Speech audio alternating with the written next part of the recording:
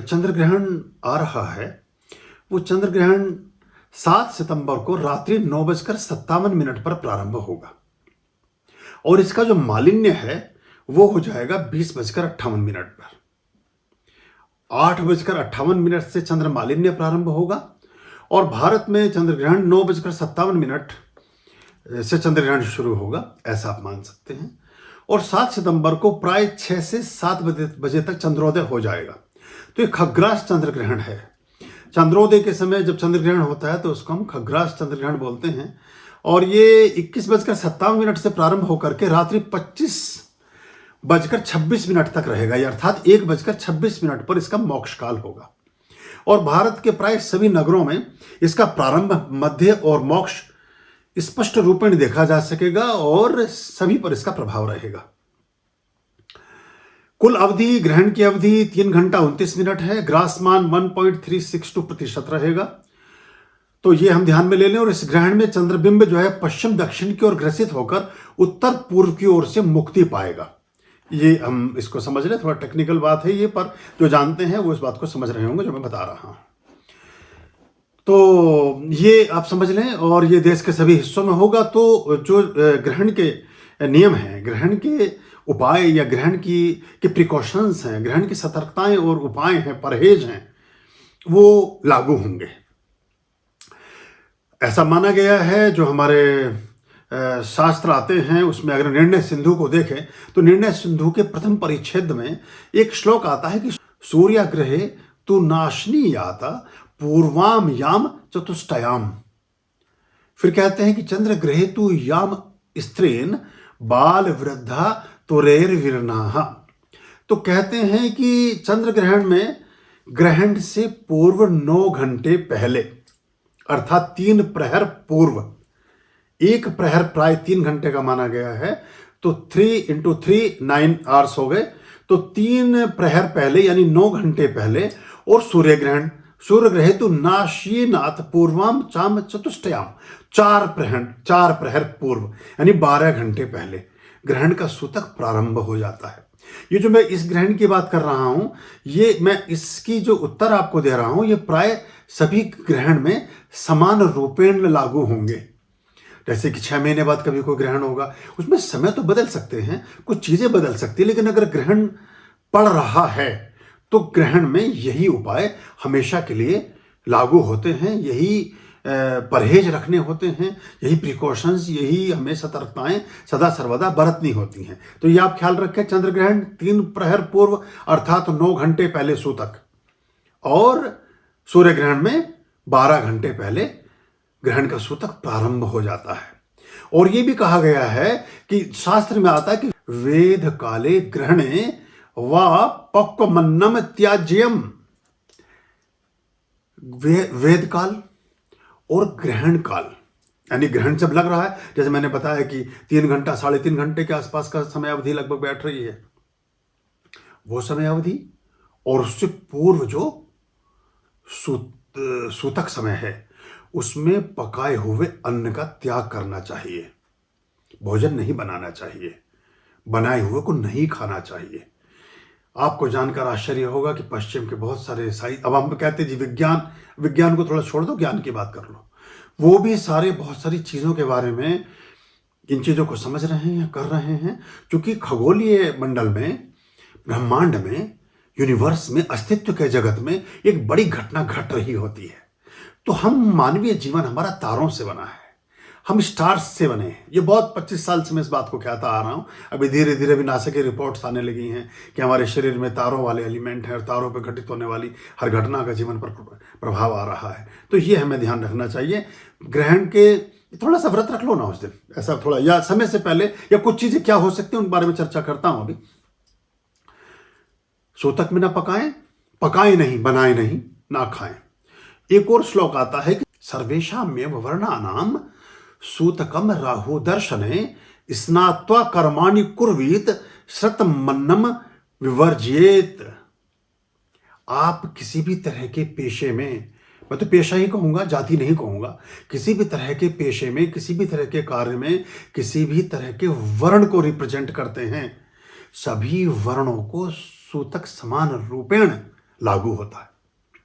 चाहे आप स्वच्छता के कर्मी हैं, चाहे आप स्वच्छता के कर्मी हैं, चाहे आप शिक्षा प्रदान करते हैं, चाहे आप दुकान पर बैठते हैं, और चाहे आप सीमाओं की रक्षा करते हैं। राहु के दर्शन या ग्रहण काल में सभी वर्ण सूतक से प्रभावित होते हैं। तो स्नान आदि कर्मों को ग्रहण से पूर्व करें और पहले पकाए हुए अन्न का त्याग करें। इस श्लोक के माध्यम से इस बात का पता चलता है। एक और हमें श्लोक द्रष्टव्य होता है जब हम शास्त्र की पुनरीक्षा करते हैं कि आर नालम पयस्तक्रम दधि स्नेहा जय पाचितम मणिक स्थोदकम चैवम ना दुष्येद्राहु सूतके। ये ज्योतिर्निबंध और निर्णय सिंधु में एक श्लोक मिलता है, ये जो मैंने अभी पढ़ा, उसमें है कि रुई से बना हुआ गद्दा, उस पर आराम करने से दूध, मट्ठा, छाछ, दही, तेल और घी में पकाया हुआ अन्न और मणिक यानी कि किसी तरह के क्रिस्टल में रखा हुआ जल, ये सब राहु के सूतक में दूषित नहीं होते।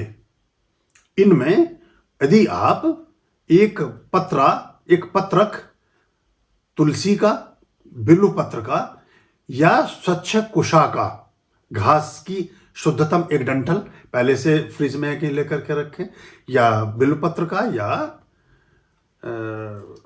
जो है तुलसी जी का दल, ये अगर आप रखते हैं तो, और कुछ स्थानों पर केसर का भी विधान आता है, वो डालने से इसमें नहीं लगता है।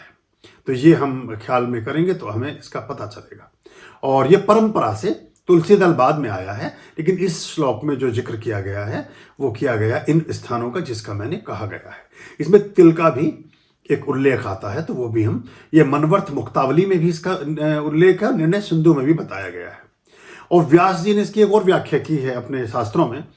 वो कहते हैं कि रवि ग्रह सूर्यवारे सोमे सोम ग्रह तथा चूड़ामणि रीति ख्यात स्तत्रा दत्तमनंतकम।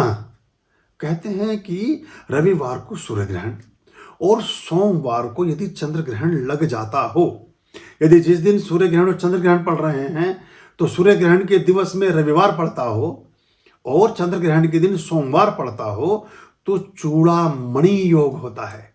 चूड़ामणि योग होता है। चूड़ामणि योग में पवित्रता के कृत्य, साधना के कृत्य, बताऊंगा अभी उसमें क्या कौन से यज्ञ हैं, किस तरह की चीजें हैं, वो दान पुण्य के कृत्य और विभिन्न तरह के उपाय करने से अनंत पुण्य की, अनंत फलों की प्राप्ति हमें अर्जित होती है। इसका भी उल्लेख हमें शास्त्र में मिलता है। ब्रह्मवैवर्त पुराण में ग्रहण से पहले स्नान का, मध्य में हवन का और अर्चन का, जप आदि का विधान बताया गया है। श्लोक कहता है कि स्नानम स्यादु परागाद्यो मध्य होमा सुरार्चनम, ब्रह्मवैवर्त पुराण में आता है। तो ये हम ग्रहण से पहले एक बार स्नान कर लें।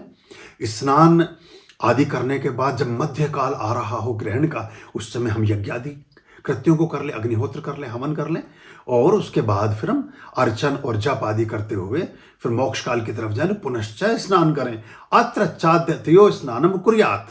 तो पूर्व और पश्चात दोनों तरफ अगर हम स्नान करते हैं तो हम मुक्त होते हैं और हम ग्रहण के दोषों से परे जाते हैं। और इसमें वस्त्र भी अंता वस्त्र तक, जो अधो वस्त्र हैं, जो हमारे अंडर गारमेंट्स हैं, उनको भी बदला जाता है। पूर्ण रूपेण ही वस्त्रों का त्याग करने से आप निरोगी बने रहते हैं, आपका स्वास्थ्य अच्छा रहता है। इसका जो भार्गव ऋषि ने अर्चन दीपिका पुस्तक लिखी थी, उसमें भी इसका एक उल्लेख उन्होंने किया था। वो कहते हैं कि मुक्तो यस्तु न कुर्वीत स्नानम ग्रहण सूतके सासूत की भेवतावतः यावत स्याद परोग्राहा। तो कहते हैं जो मनुष्य ग्रहण के सूतक तथा मुक्ति काल में स्नान नहीं करता, अब अपने अपने अनुभव में, तो वो कहते हैं कि वो सूतकी कहलाता है। और वो सूतकी कब तक कहलाता है, जब तो दूसरा ग्रहण नहीं लगता। ये एक उल्लेख मैंने किया, मैं इस बात की परिपुष्टि पर मोहर नहीं लगा रहा हूं, लेकिन ऐसे जो उल्लेख ग्रहण से संबंधित आए हैं उनको मैं आपके साथ साझा कर रहा हूं। तो ये हम ध्यान रखें। और स्मृति रत्नावली में ये भी लिखा गया है कि गंगा स्नानम तो कुर्वीत ग्रहणे चंद्र सूर्ययो।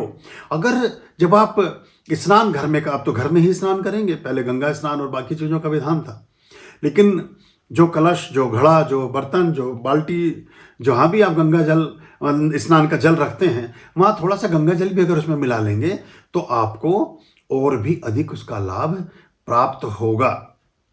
ये हमें इसको भी देखने से हमें इस बात का पता चलता है।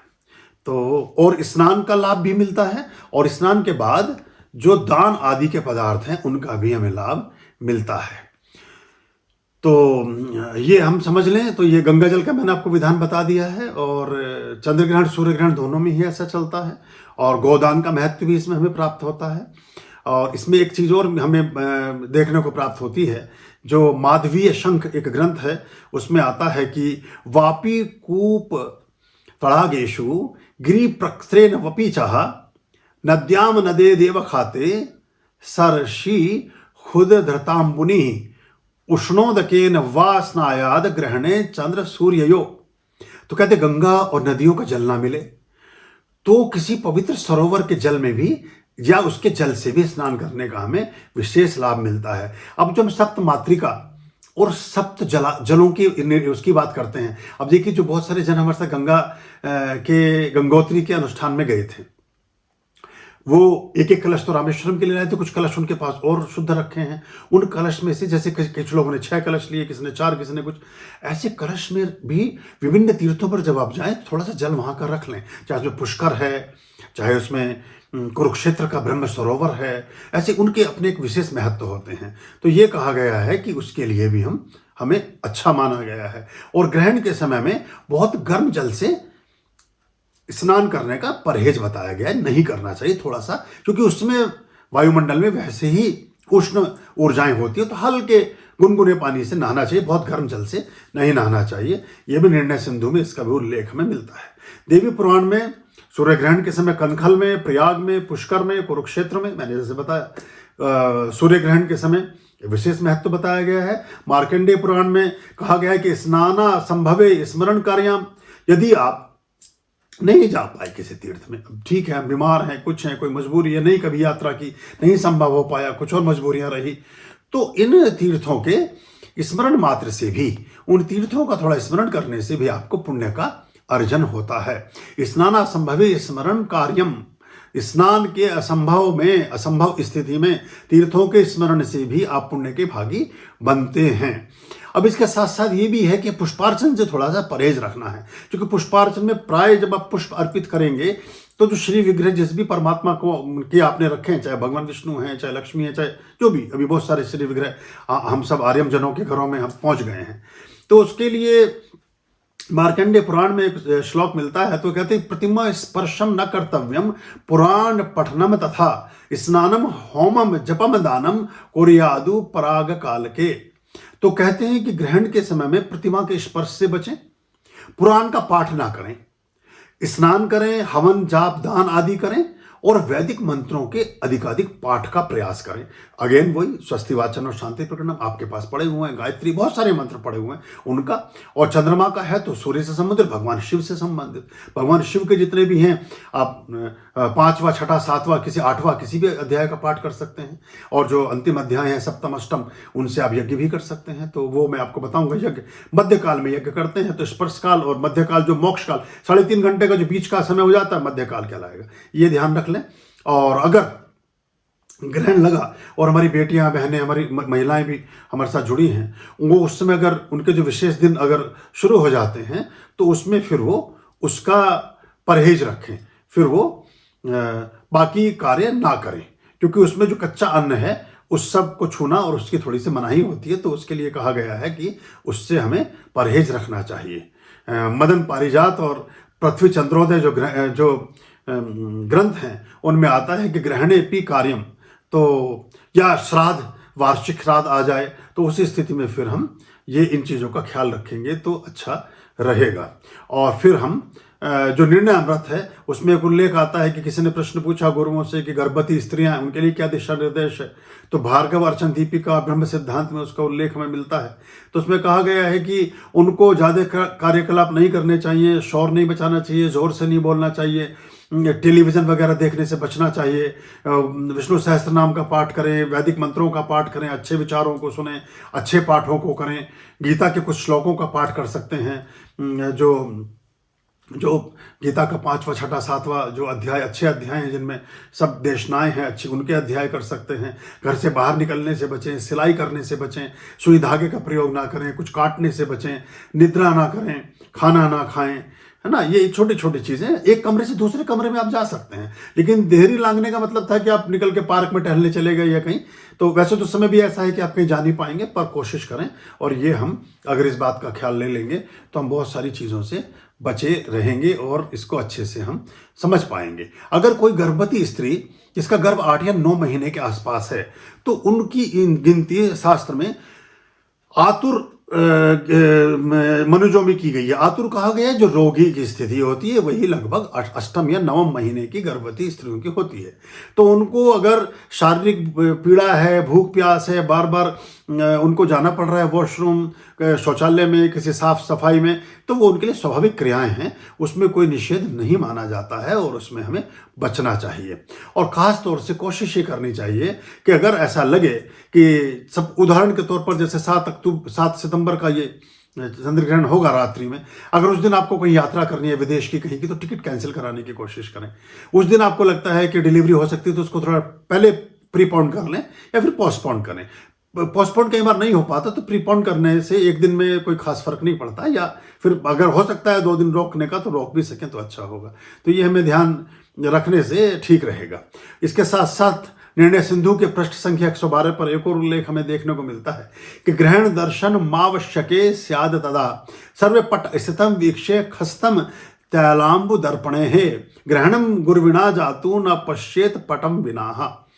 यदि ग्रहण देखना हो तो आंखों पर कपड़ा लगाकर आकाश में ग्रहण को देखना चाहिए, या अब देखिए जो धूसरित प्रस्तर कहा गया है, जिसको आज शीशा बोलते हैं आप, यानी कि थोड़ा सा ब्लैक, जैसे में वेल्डिंग वाले रखते हैं ना, वो अब देखिए उसे वेल्डिंग ग्लास अब उसको बोल रहे हैं। लेकिन ये निर्णय सिंधु की जो उम्र है वो 5 से 6 हजार वर्ष के कालावधि के आसपास निर्णय सिंधु का उल्लेख हमें मिलता है, जो निर्णय सिंधु के कुछ सूत्रों को महाभारत में भी परिपुष्ट किया गया है। यानी शीशा तब भी था। तो कहते हैं उससे ग्रहण को देखें, कटोरे में सरसों का तेल भर लें या तिल का तेल भरें या पानी भर लें और उसके छाया में ग्रहण को देखें। ना ही देखें तो अच्छा, पर अगर कुछ ऐसा कुछ देखना है तो वो मैंने बताया। गर्भिणी स्त्री, जो गर्भस्थ महिलाएं हैं, वो किसी भी परिस्थिति में कभी भी ग्रहण से बचें, उसकी छाया उनके शरीर और दर्शन का तो प्रश्न ही पैदा नहीं होता। ये क्योंकि कुछ हमारे साथ मेरे ही शिष्यों में कुछ ऐसे लोग हैं जिनको मैंने मना भी किया था या वो थोड़ा संशय में थे, लेकिन उन्होंने उस समय वो किया तो वो फिर बच्चों में वो डिफेक्ट आया और वो बड़ा एक दुख की बात रही।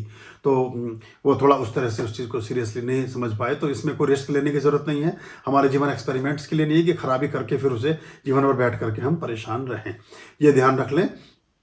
तो और जो ये ग्रहण देखने की विधा बता रहे हैं वैज्ञानिक, इससे देखें उससे देखें बचें आप, क्योंकि उनका जो है वो एक्सरे रील लगा करके और ये सब बातें की बात करते हैं। वो एक्सरे रील वही है जिस सिल्क के कपड़े को थोड़ा सा धुएं में भर के देखने की बात थी, वो वही अब एक्सरे रीलें बन गई हैं। और ये हमारे जो पूर्वाचार्य हैं और हमारे ऋषिगण हैं, उन्होंने इसके बारे में बहुत पूर्व में बहुत सारे उल्लेख किए हुए हैं।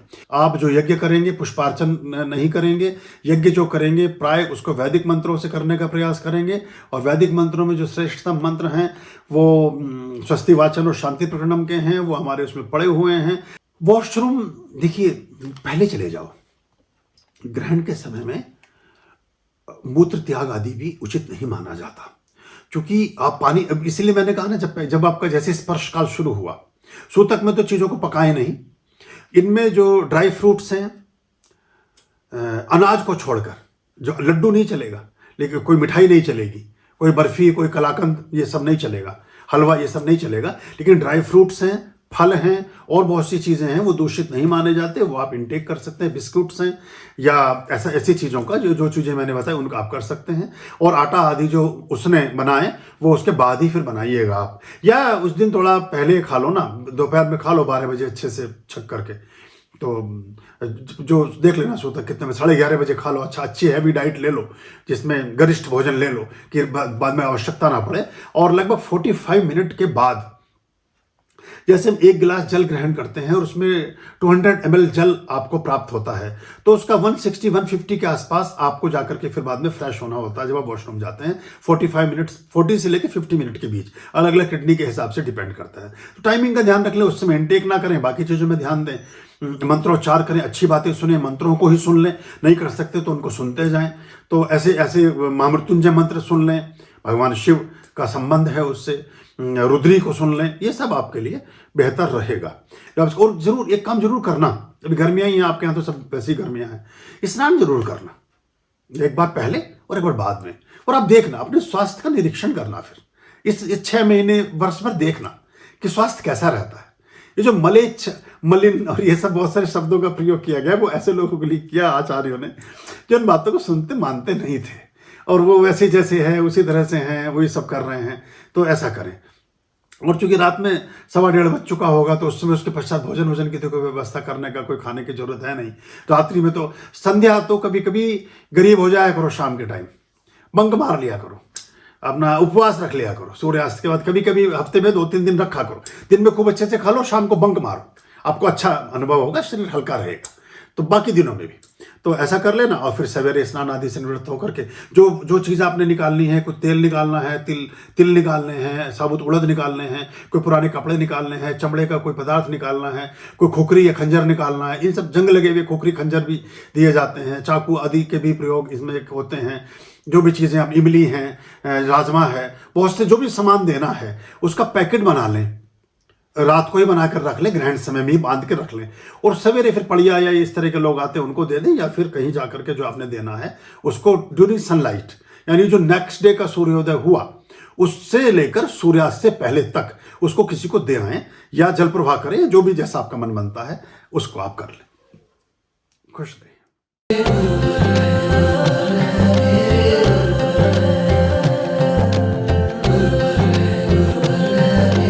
गुरुर्ब्रह्मा गुरुर्विष्णु गुरुर्देवो महेश्वरः गुरुर्साक्षात् परब्रह्म तस्मै श्री गुरुवे नमः। तस्मै श्री गुरुवे नमः।